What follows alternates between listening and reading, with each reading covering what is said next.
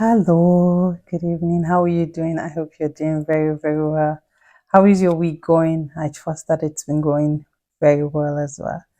So, this week we're going to be pondering on excuses, and our anchor scripture it's going to be Matthew chapter 22, right?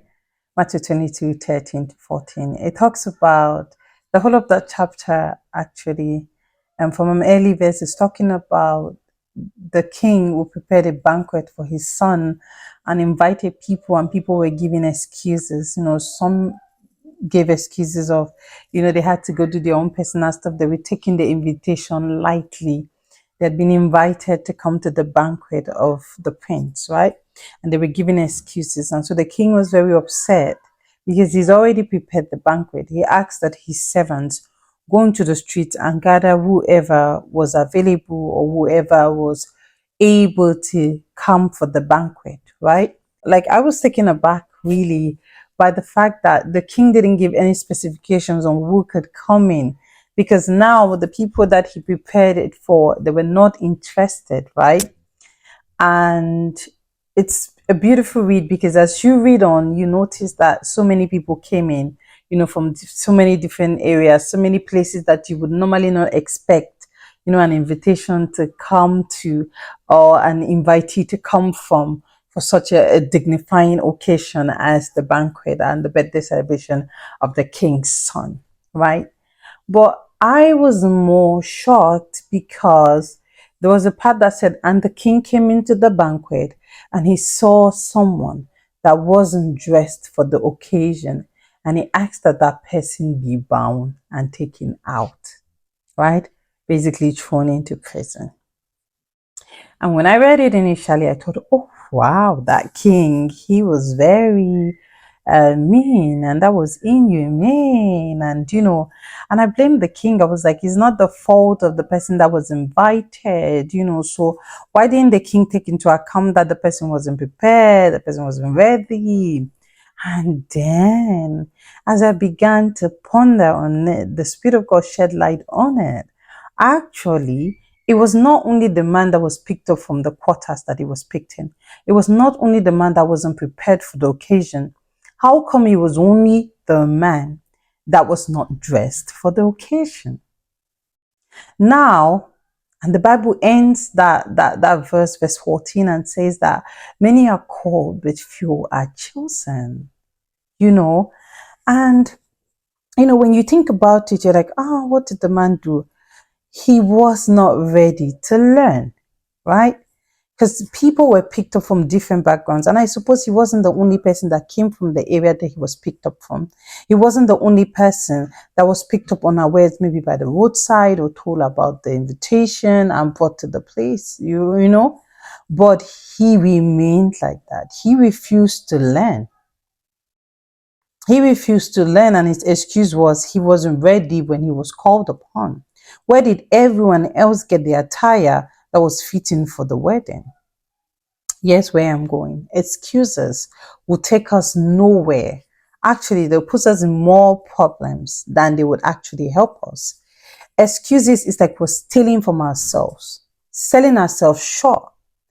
Every opportunity that God presents, every opportunity that God presents to the world, to everyone, is available for everyone. But if you're not diligent enough to find out what is required to be able to take on, that opportunity and to sustain it, you cannot be able to manage it properly. God is a manager. We talk about the story of the talents, the parable of the talents, and the one who buried his talent. That was him giving an excuse like, oh, you're someone who likes to reap where they did not sow. But what he forgot was the talent was sown to him. So it was sown to him. So God didn't leave nobody without a talent. God didn't leave you without a talent. None of us was born empty. We came naked into this world, but we were not born empty. I say that all the time. So if your excuse is that you don't have enough, you have something. It doesn't have to be enough. Little is much when you have God in it, right?